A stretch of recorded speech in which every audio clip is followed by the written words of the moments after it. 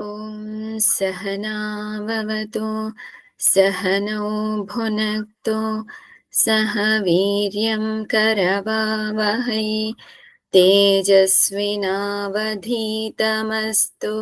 मा विद्विषावहै ॐ शान्तिः शान्तिः शान्तिः पठामि संस्कृतं नित्यं वदामि संस्कृतं सदा ध्यायामि संस्कृतं सम्यक् वन्दे संस्कृतमातरं वाक्यकारं वररुचिं भाष्यकारं पतञ्जलिं पाणिनिं सूत्रकारं च प्रणतोऽस्मि मुनित्रयम्।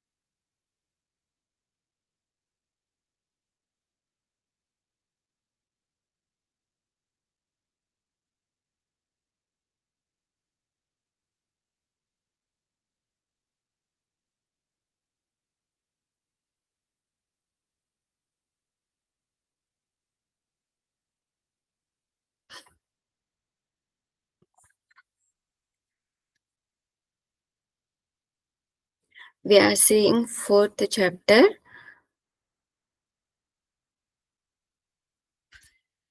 We finished up to 11th one, right? Vayam katham क्रीडाञ्च कुर्मः. सः 10 पुस्तकानि चोरयति.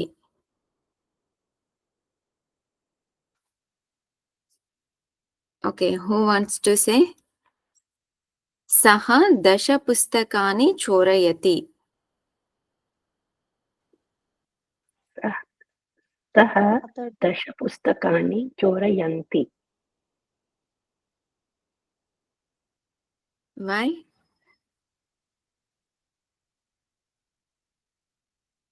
Because Why? pustakani. Oh yeah. Sorry. It is correct. We have to just translate into English. These vakyas we have to translate into English. Yeah, vakya is correct. So we have to change this into English. Okay, so okay.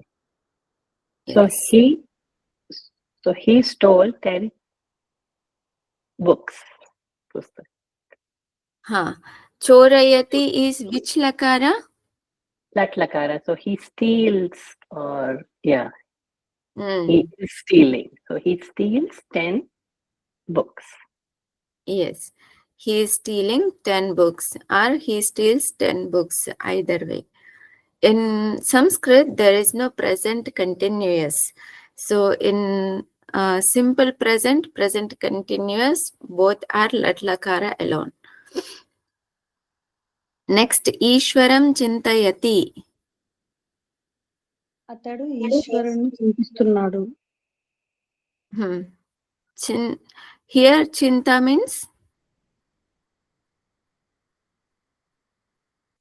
చింతిస్తున్నాడు. Means what? స్మరిస్తున్నాడు.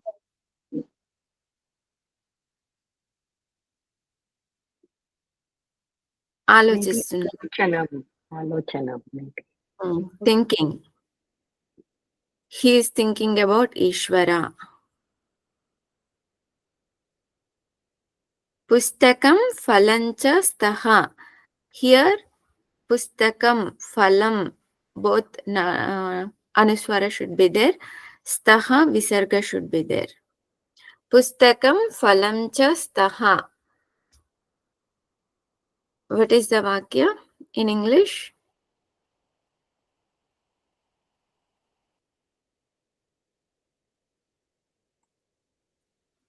Fruit exists. And Books And and fruit book exist. book and fruit. and fruit are Pustakam, there. Pustakam and phalam, they both are ekavachanam. Fruit and book and fruit are there. Okay, next Sanskrit Banavo. We have to change into Sanskrit. ईश्वर एक ही है. Okay, who is there?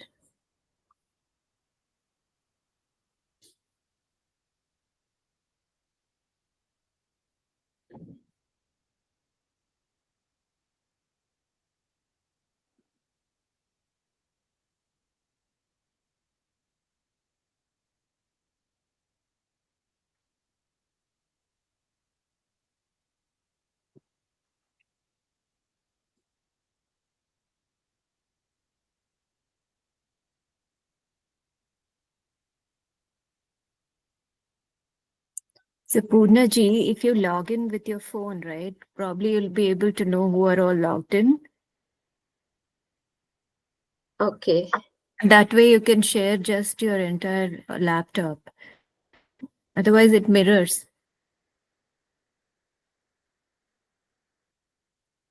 Now it's not, right? Yeah, it's when fine. When I go back. Yes, yes. Okay. Ishwar ek hi hai. Shivanand ji, what is the English? Sorry, what is the Sanskrit? एकः ईश्वर अस्ति. एकः Yeah. ईश्वरम् और ईश्वरः. Ishwaraha. एकम् ईश्वरः अस्ति. Not ekam. Ishwara is the Pullinga. So eka is the Visheshana for the Ishwara. So ekaha Ishwaraha asti. One Ishwara is there. So Purna ji, if it is he Eva there, should right? be He- Eva he, eka he, eva. Right, Punaji? Eka hi hai means he means eva. Ekameva asti. Ekameva. Oh, okay, Right. okay. He means eva. Oh, okay, sorry. Ayyo, no. Ekaha Ishwaram eva asti. Ishwaraha eva asti. Ekaha Ishwaraha eva asti. Ekaha and Ishwaraha both should be in Pullinga Ekavachanam.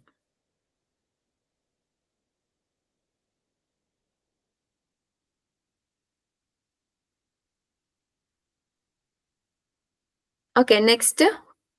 दो बालक फूल सूंघते हैं.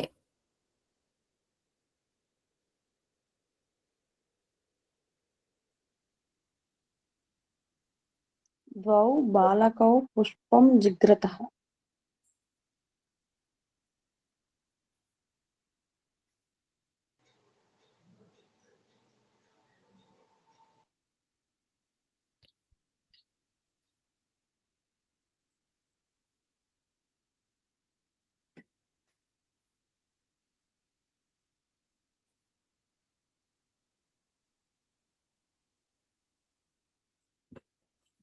द्वौ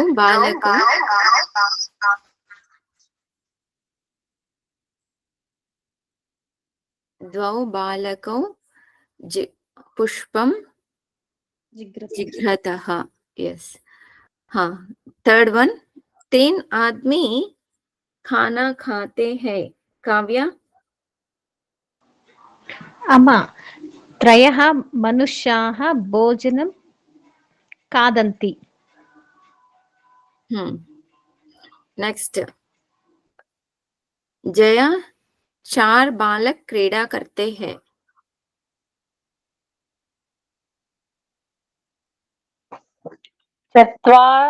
चत्वारः बालकाः क्रीडन्ति.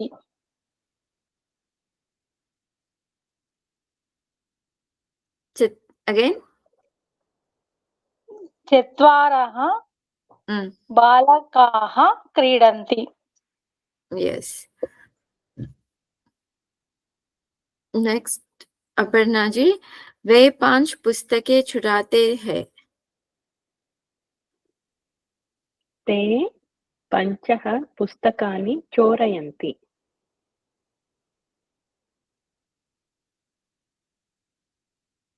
Again. ते 5 पुस्तकानि चोरयन्ति. हाँ, it is not panchaha, it is pancha. Visarga will be there. ते 5 पुस्तकानि चोरयन्ति. Yes. Shirisha ji, Rama, what should be the letter after cha? Is it Shat? हाँ, could be. Rama Yes, Shat. Shat. हाँ, could be Shat. Rama 6 कहानियां कहती है. Rama Shat Katah Kathami. What is the kriya pada? Kathami. Kathami is which purusha? Yeah, this is Uttama Purusha. Rama is which purusha?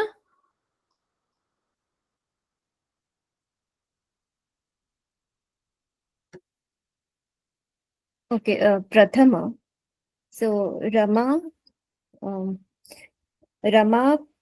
Shat Katah Kathayati. Yes. Rama 6 कथाः कथयति.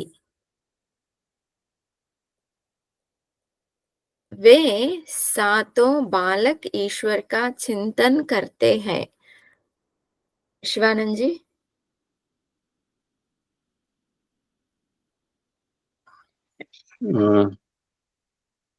वे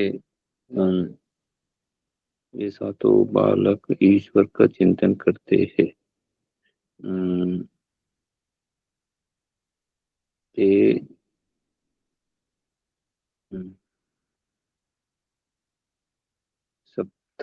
ते सप्ताह बालकाः ईश्वरं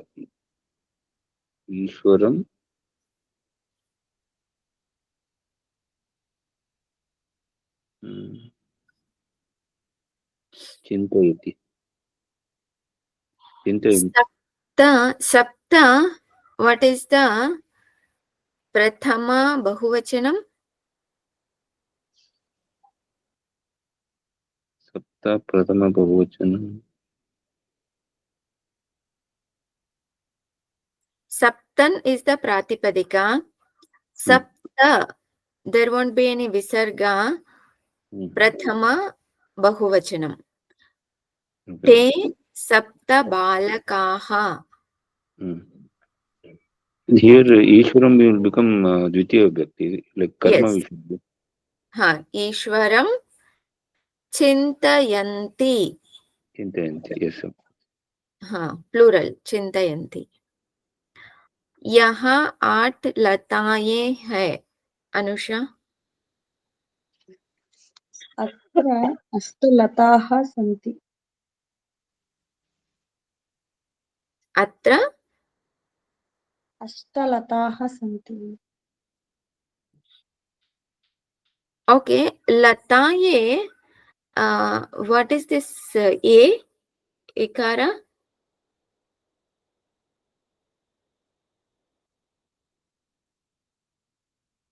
తెలీదు లత ఏం No, I'm ఎక్కువ asking Shirisha ji. Lataye means what in Hindi?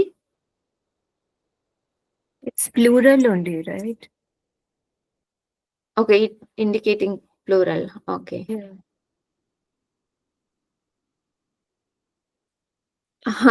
What did you say, Anusha? అత్ర అష్టలతాः సంతి Okay. Now आदमी भोजन करते हैं. काव्या? अम्मा नव मनुष्याः भोजन कुर्वन्ति भोजन should be which vibhakti? द्वितीया विभक्ति मा Dvitiya vibhakti. What will be Bo- the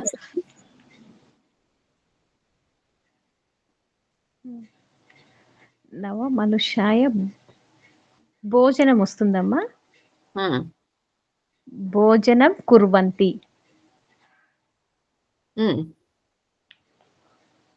नव मनुष्याः भोजनं कुर्वन्ति. वहाँ 10 पुस्तकें हैं. जया?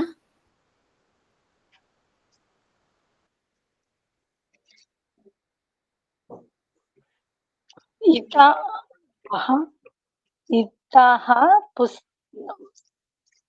10 पुस्तकानि सन्ति. No. वहाँ means तत्र. तत्र 10 पुस्तकानि सन्ति. तत्र 10 पुस्तकानि सन्ति. Yes. Next, वह है. Aparna ji?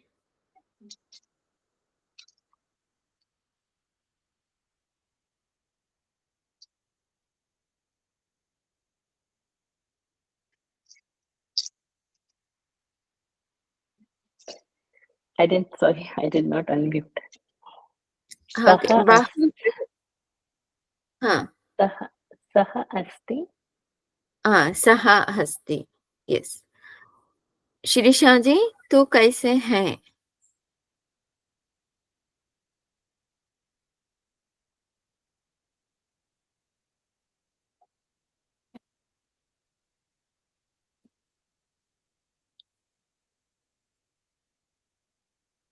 Now they are mixing the words.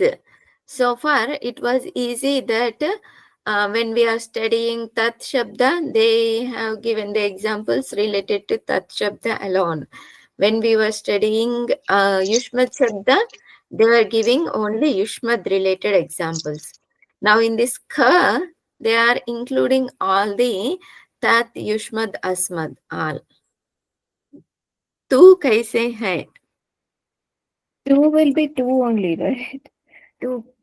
कैसे? How? Tu means in Sanskrit?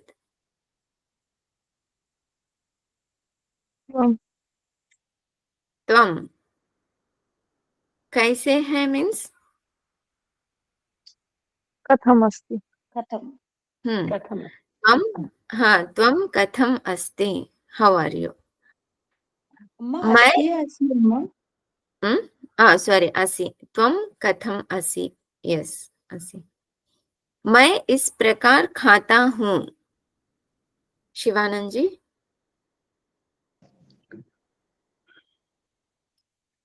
अहम इस प्रकार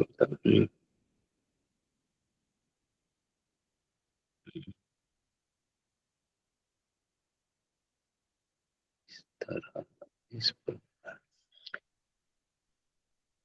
इतः इसन् What is it? अहम् इतः प्रकारं खादयति. Itaha means from here. Ittam. अहम् Ittam means in this way. प्रकारः और प्रकारम् अम्मा. Prakara. Is prakar is in Hindi word. We have to translate it into Sanskrit as ittam. Aham, ittam. खादयति. खादामि. खादामि. Yes, खादामि. khadami. Khadami.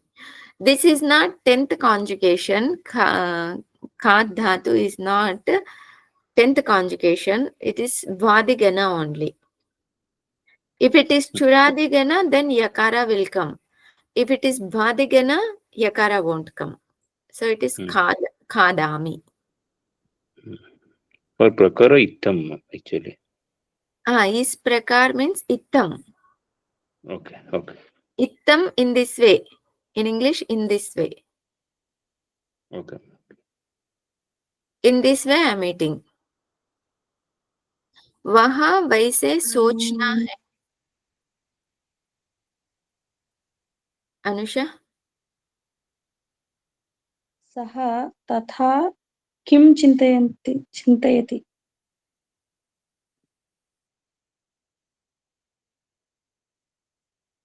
Where is Kim? क्या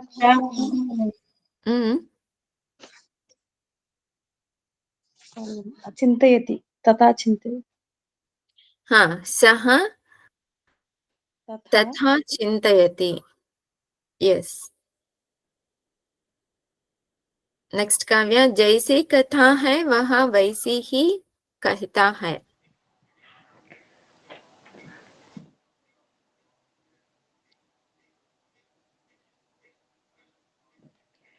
అంటే తెలుగులో ఏమంటారమ్మా? కథ ఎలాగుందో అతడు అలాగే చెబుతున్నాడు. ఇది కొంచెం రావట్లేదమ్మా. Okay. Next Jaya, can you try? Okay అమ్మా. యథా కథయతి సహ తథా కథయతి. యథా కథయతి సహ తథా కథయతి. అపర్ణా जी. Let me try, Purna ji. Yatha katha asti saha tathaiva katham vadati.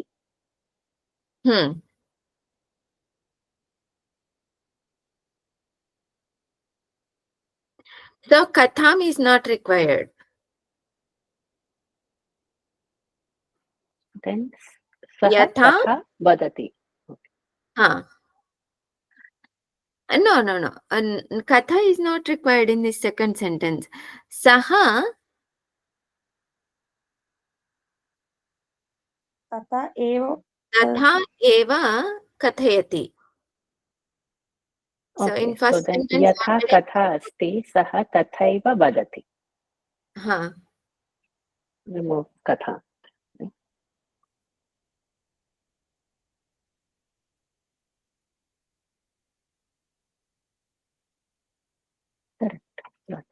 yes. Yatha Yatha katha asti saha tatha eva kathayati. Yes. तू कैसे खाता है? Shirisha ji.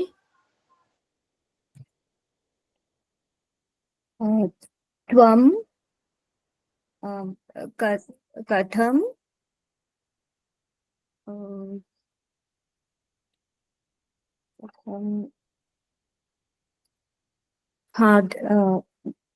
खादयसि. Khad is the vadigan dhatu. Khadati, khadataha, khadanti. Khadasi, khadataha, khadatha. Khadami, khadavaha, khadamaha.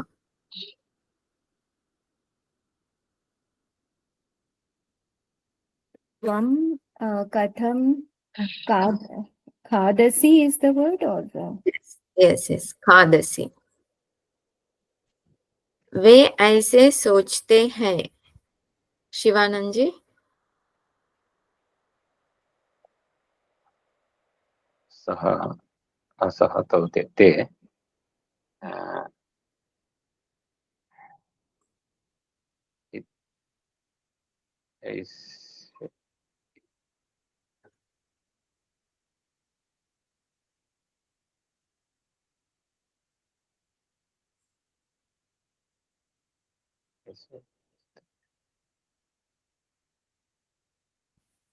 not a good example.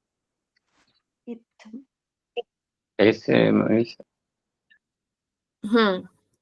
ऐसे means what?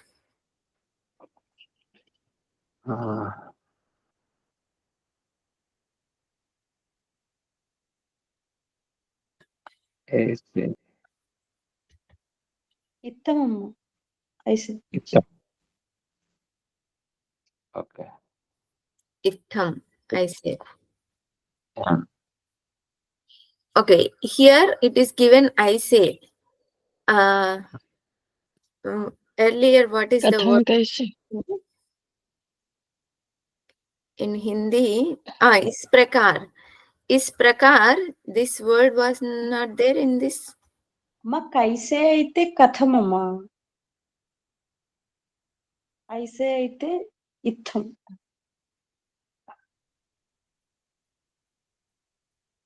Okay, इस प्रकार, that word is not there. So, इस प्रकार also इत्थम. ऐसे is also इत्थम only. Both word meaning is इत्थम.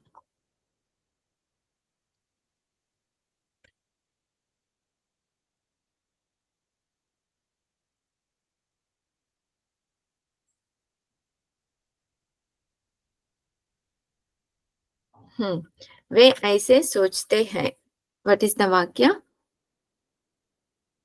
ते इत्थं चिन्तयति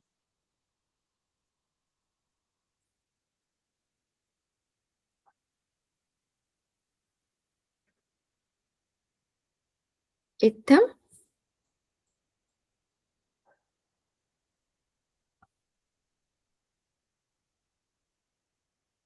सोचते हैं means चिन्तयति what about सोचते means what? चिन्तनं कुर्वन्ति चिन्तयति चिन्तयन्ति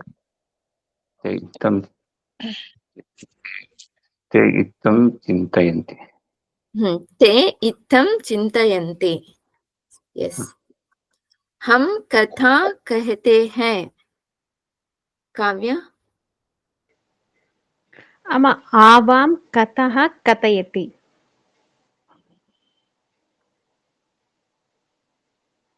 Okay, हम is plural, right? हाँ, आवाम कथां कथयन्ति. Yes. हम खेल भी करते हैं. जया. वयम् अम्मा आवाम् प्लूरल् वयं करोमि अहम आवां वयम. Okay, plural वयम. वयम कथां not कथयन्ति. कथावः कथावः. అమ్మ అంటే అది also can be బహువచనమా ద్వివచనమా? बहुवचनम्.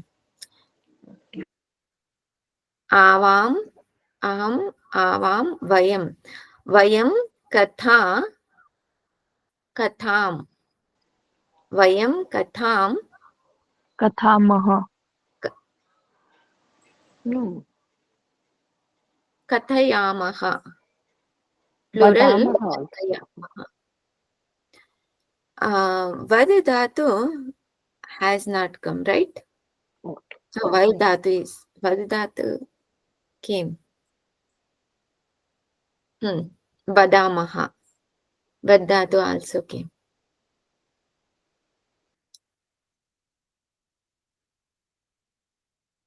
Vayam katham vadamaha. Next Jaya. हम खेल भी करते हैं. वयम् अपि क्रीडामः. Hmm.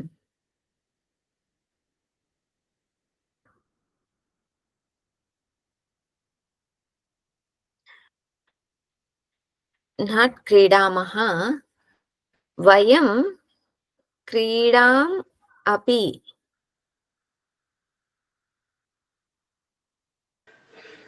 అమ్మా మళ్ళీ ఇంకా వాక్యం ఉందమ్మా అది. Oh, sorry. वयं क्रीडाम् अपि. और भोजनं क्रीडाम् करते अपि हैं. च भक्ष्यामः. अपि भक्षामः. च भक्षामः.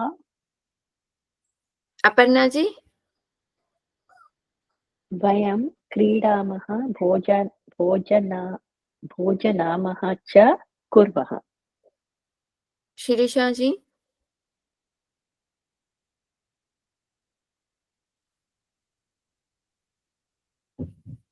Aparna ji said is right? Vayam kridamaha bhojanamaha cha.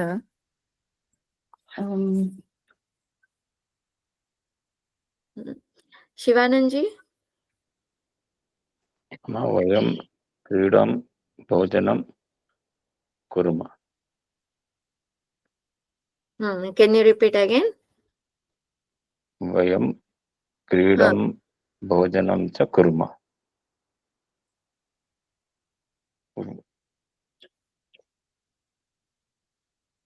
Can we say vayam bhojanam kurmaha? Sorry, vayam kridam kurmaha bhojan api.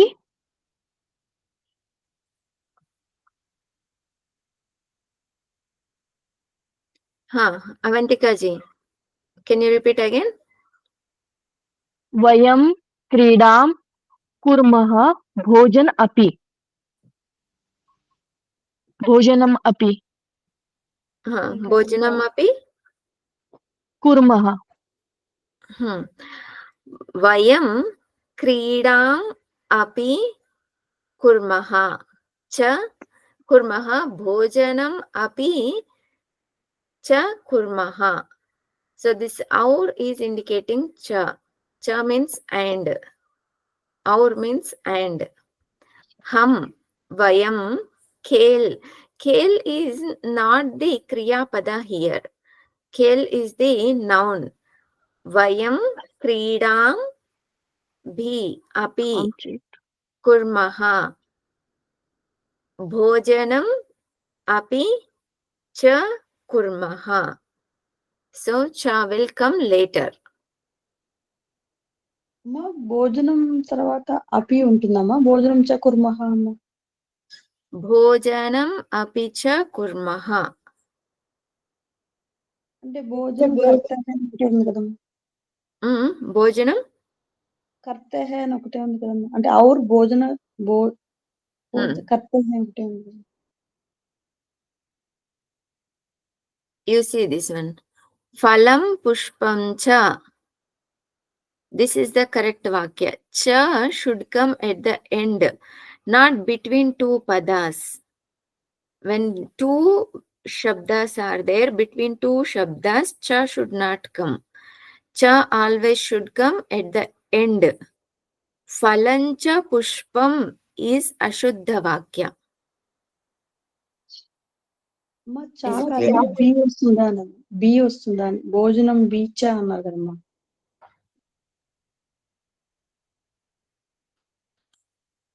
Bhojanam api cha. I said అపి bhojanam api cha. Api means B.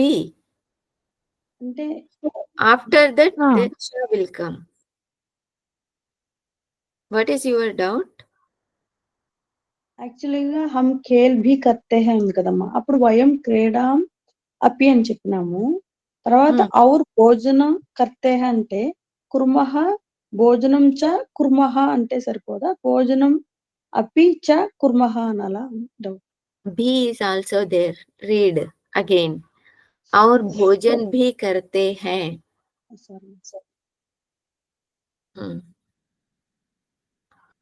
Is this vakya clear to all?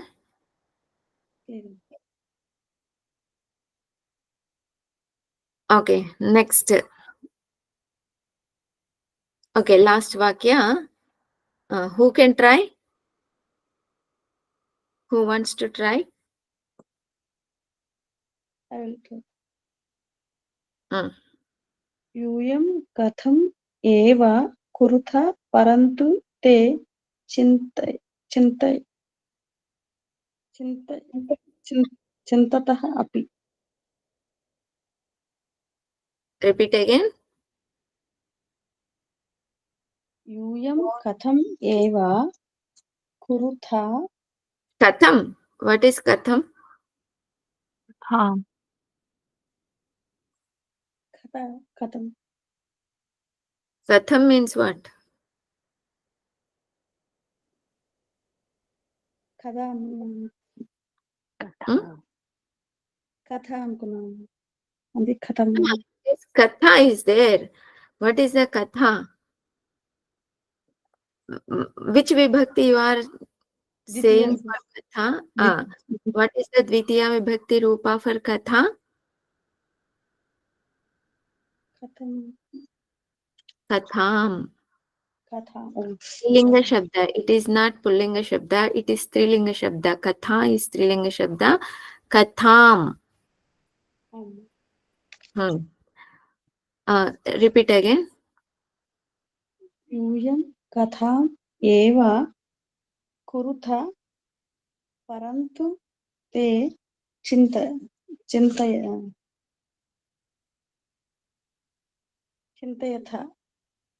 Where is krodhatu? Okay, next, who wants to try?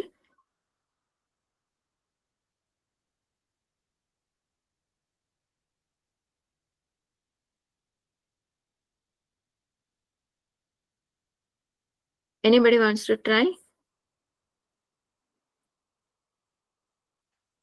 Let me try, Purnaji. Yes. यूयं कथां वदथ परन्तु ते चिन्तयन्ति. Oh, he I forgot.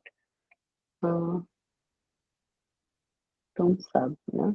यूयं कथाम् एव वदतः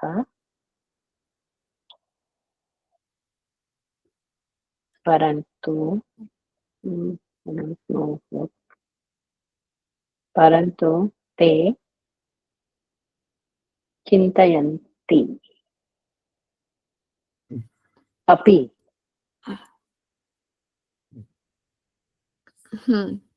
चिन्तयन्ति Little bit. One mistake is there. Okay. Next, who wants to try?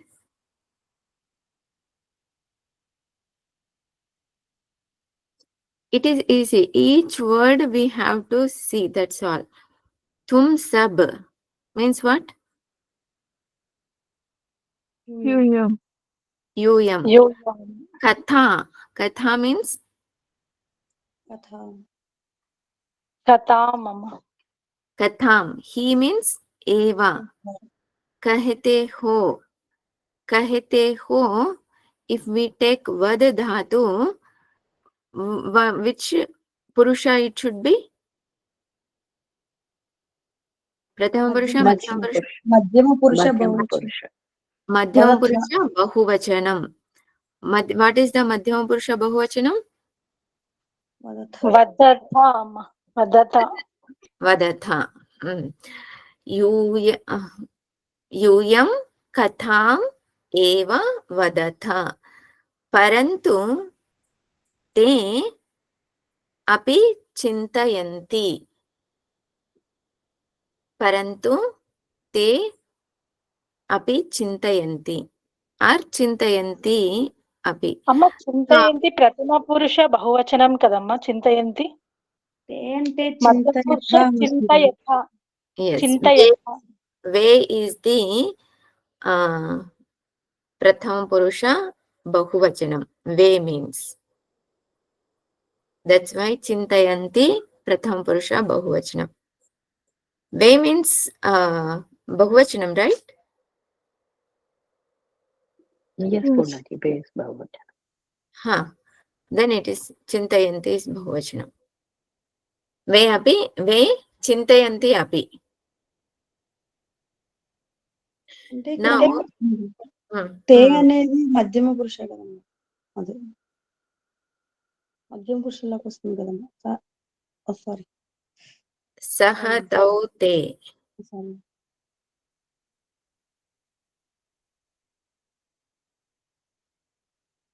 Okay. We have to see from this labhyate, I think. Labhyata iti. We already read this line.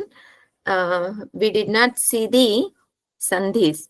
Labhyata iti. Between what is the sandhi?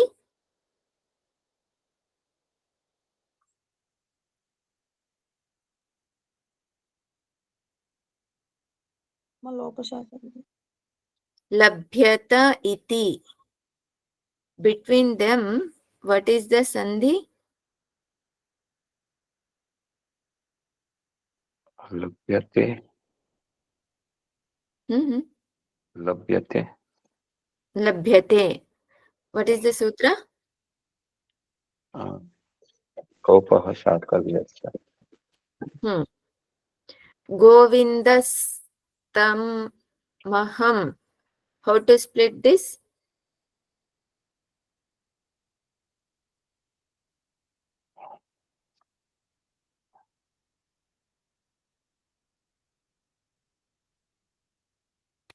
Govindah tam aham.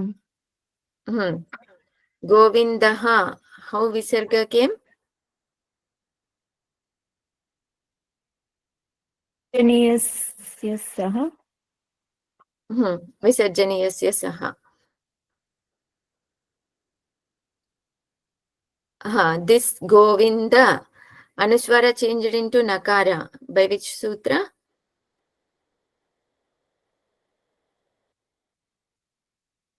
Anuswarasya yai parasavarna.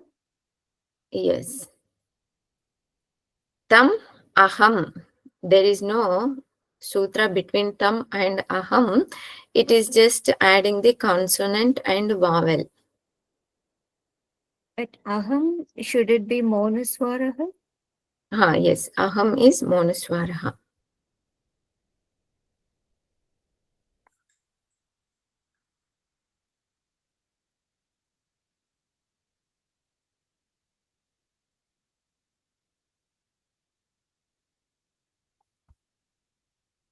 I'll just go through the examples so that those who did not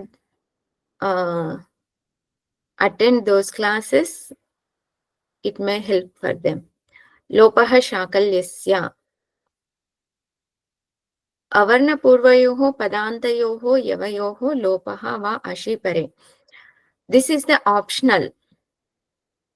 Optional means we can do it, we cannot do it. Either way, it is. After akara, avarna means either rasva akara or dirgha akara.